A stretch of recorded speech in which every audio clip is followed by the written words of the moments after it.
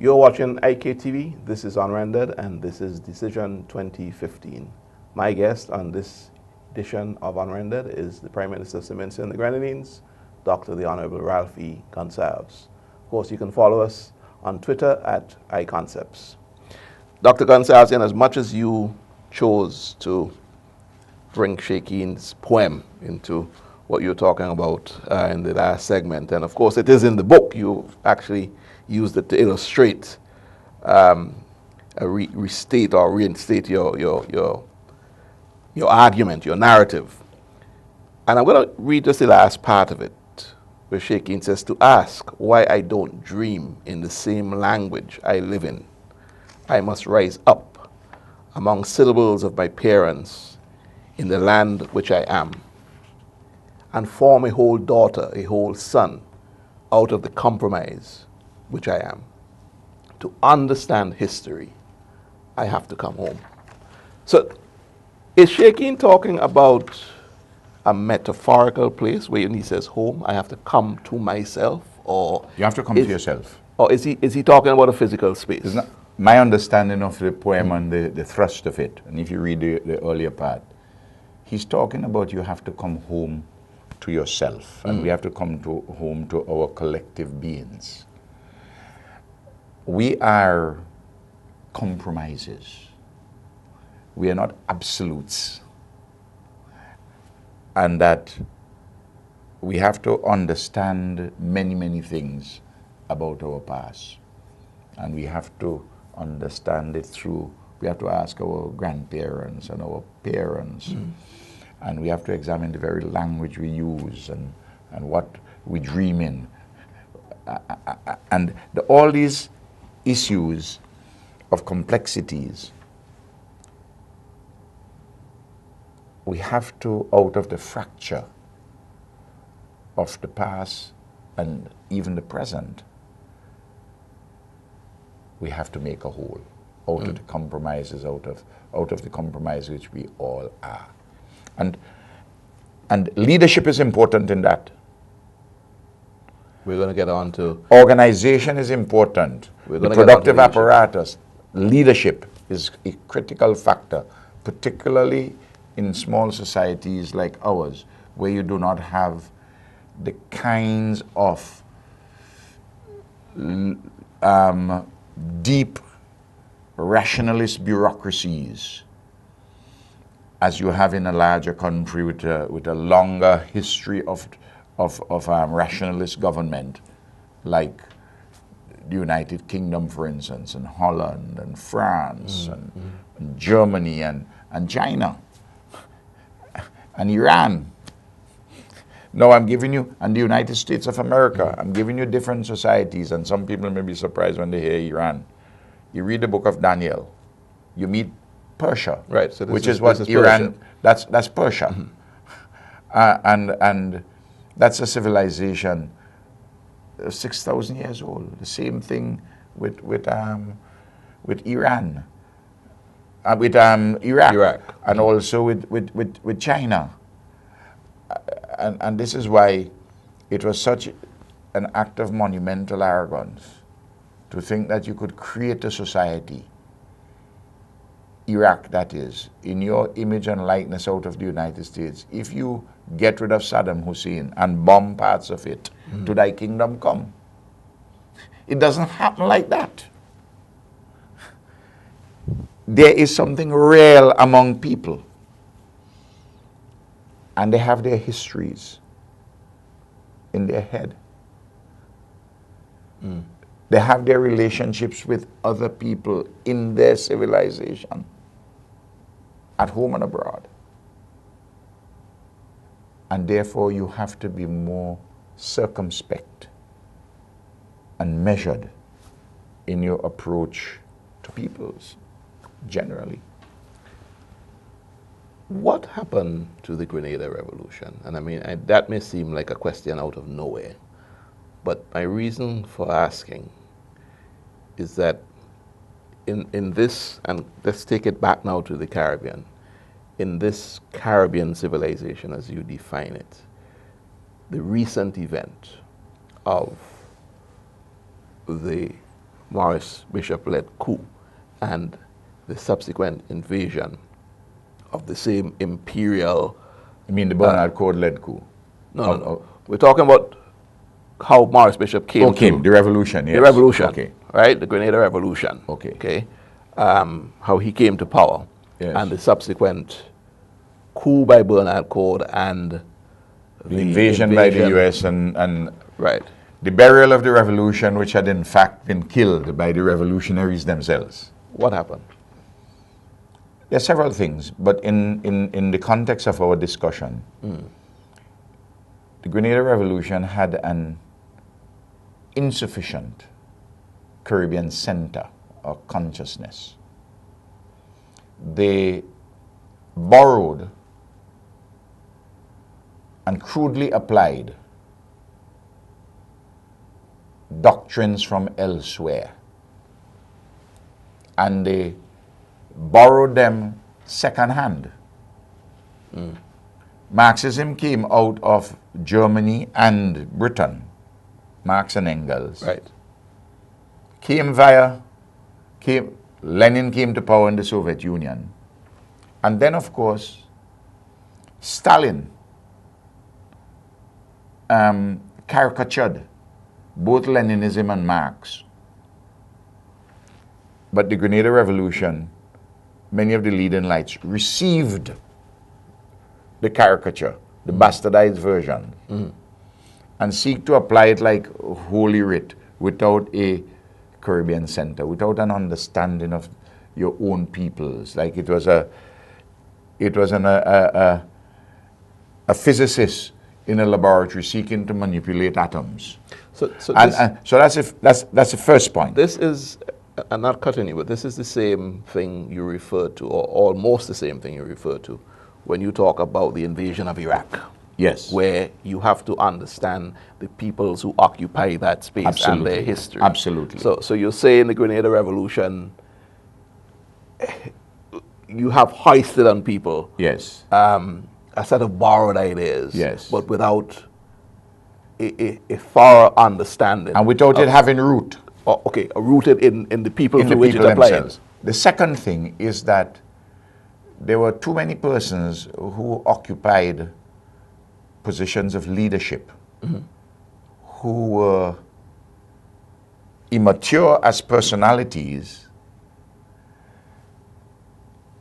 and also who were insufficiently sophisticated in their thought processes to exercise power. The greatest exercise of power is the restraint in the use of that power. And power, and I put it in quotation marks, in our kinds of societies is an illusion. Why? Because in order to achieve anything yourself, you have to work in conjunction with other people. Or you have to do it through people. Absolutely. You can't just do it in a commandist way. You must have structures occupied by people with rational codes of behavior in order to get things done and sustain them over a period of time. That requires a sophisticated mode of thought. And you have to have a center. You have to know what you are. Otherwise, you're a gadfly. And you want to exercise power for the sake of exercising power. And essentially, that's what you say happened to Cole and the people who... Yeah. And don't underestimate this thing about immaturity and an insufficiency of a sophisticated world outlook. Dr. Gonsalves, back to the Caribbean civilization and the whole idea of sovereignty and independence. Some may argue that On the one hand, you're talking about Caribbean civilization, and you're suggesting here a sense of oneness, sense of understanding who we are as one people. Yes. One people in the Caribbean. Despite our differences Despite- on a political Right. program, Right. or differences in religious Right. terms and so on, we are one people. And we're not talking nation here. We're not talking St. Vincent. We're not We're talking talking, Trinidad. and we're talking the whole civilization. We're talking the whole civilization. So you have that on the one hand, but then you got sovereignty and independence, where these individual nations have got a sense of their own self, so much so that there are Chinese walls that are put up to accepting wholesale the neighbor, as you put it, is washed by the same Caribbean Sea. What is the dynamic going on here? Okay. First of all, we have to appreciate, Tony, that life and living and the evolution of civilizations and their political institutions and processes take place over time. This is not a fast food business. It's not KFC. It's not instant coffee. It's not Milo or instant hot chocolate. And therefore there are contradictions. There's a base of our Caribbean civilization. But the political expression of it is not Caribbean-wide. It is national. In other words, the national components of the Caribbean civilization is what has an institutionalized political expression. Right. The OECS and CARICOM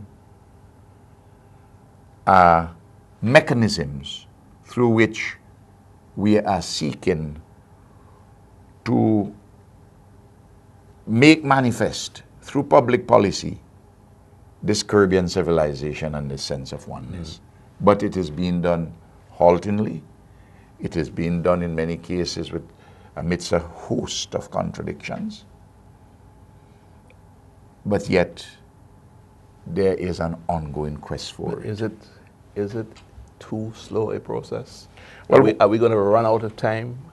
Well, other things, it becomes complicated because I am satisfied that islandness is a brake, B-R-A-K-E, on processes of integration, beyond questions of functional cooperation, working together with matters of security, trade, coordination of foreign policy as far as possible.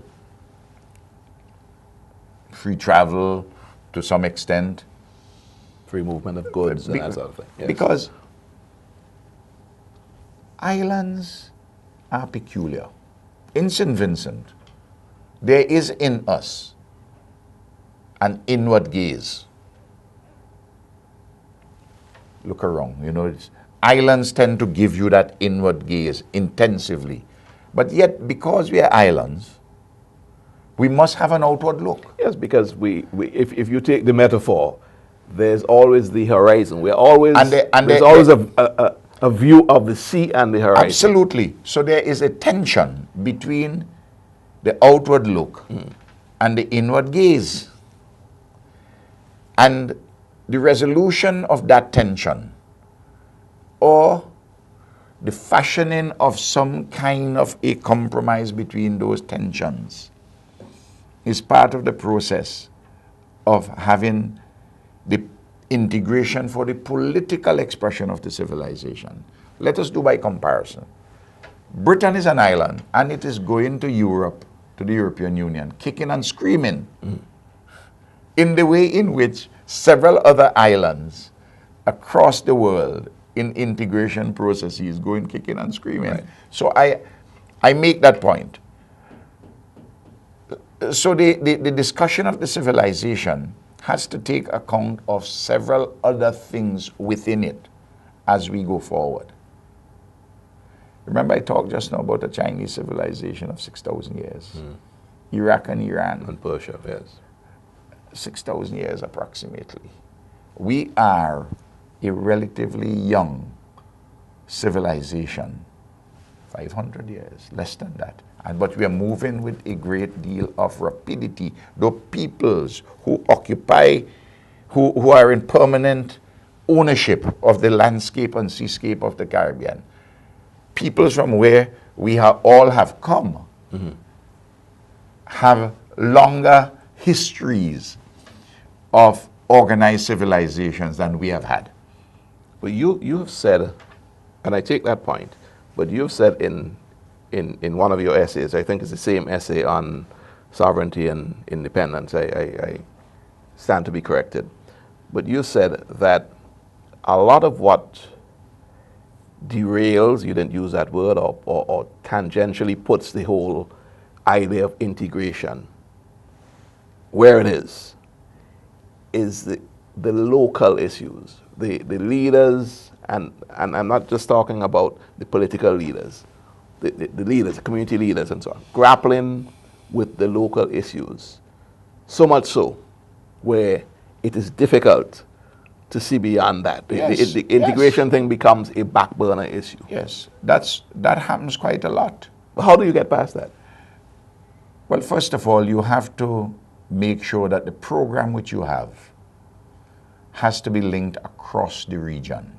If you notice, when I put out anything, when I write anything, and I list in a series of initiatives which we have to take, you notice I always list among them regional integration, because we are in a dangerous neighborhood. I can't fight crime unless we link regionally. The RSS, the impacts, the intelligence agencies working together with us. And there are several other areas, the same thing. But we often become too parochial. Because, and what drives that is the nature of the political system, where we have to stay close to your electorate, which have their own individual problems. But a lot of those problems can only be solved within a regional integration context, not only in the Caribbean, but beyond the Caribbean. So it's a bit of a dichotomy, because it's a contradiction. Yeah, we're talking about... That's why you have to resolve it. We're talking about the ultimate solution. Yes. But yet, the immediate prevents us from getting to the ultimate solution. Well, it ought not to prevent us, because we ought to do it in a sense of balance. You know, I always make this point. I've been reading and rereading a lot Paul's letters in the New Testament. And I'm struck by several things. Here is Paul,